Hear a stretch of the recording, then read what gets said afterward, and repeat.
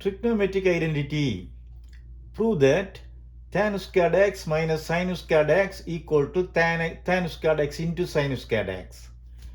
இப்பொழுது இதை செய்வதற்கு லெஃப்ட் ஹேண்ட் சைடு எடுத்துக்கொள்வோம். Left hand side equal to tan squared x minus sin squared x.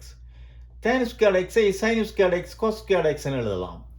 sin squared x இன் கீழ் cos squared x என எழுதலாம். sin squared x ஐ அப்படியே எழுதுகின்றோம். இப்பொழுது cos squared x ஐ காமன் டினாமினேட்டராக எடுக்கின்றோம். அப்பொழுது மேலே sin squared x minus sin squared x cos squared x by sin cos squared x என வரும். இங்கு ஒரு cos squared x ஆக மல்டிபிள் ஆகும். கீழே cos squared x வரும். இப்பொழுது sin squared x ஐ காமனாக எடுக்கின்றோம். ஆகவே 1 minus cos squared x by cos squared x என வரும். இப்பொழுது sin squared x அப்படியே வருகிறது. 1 minus cos squared x ஐ sin squared x என எழுதலாம். கீழே cos squared x இருக்கின்றது. இப்பொழுது ஒரு sin squared x cos squared x க்கு பதிலாக tan squared x என எழுதலாம். அடுத்த sin squared x ஐ sin squared x என எழுதலாம். இது ரைட் ஹேண்ட் சைடு. இப்பொழுது செகண்டை பார்ப்போம்.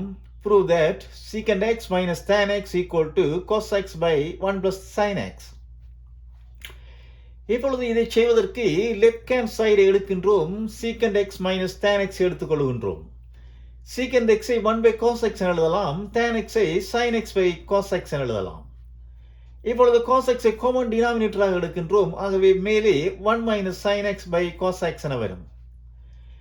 இப்பொழுது இந்த 1 minus sin x உடைய conjugate 1 plus sin x all மேலும் கீழும் மல்டிப்ளை பண்ணுகின்றோம். அப்பொழுது மேலே 1 minus sin squared x என வரும். a minus b a plus b என்ற ஃபார்மில் இருக்கின்றது. ஆகவே a squared minus b squared ஃபார்மில் எழுத முடியும். ஆகவே 1 minus sin squared x என எழுத முடியும். கீழே cos x into 1 plus sin x என வரும். இப்பொழுது 1 minus sin squared x ஐ cos squared x என எழுதலாம். கீழே cos x 1 plus sin x என வரும்.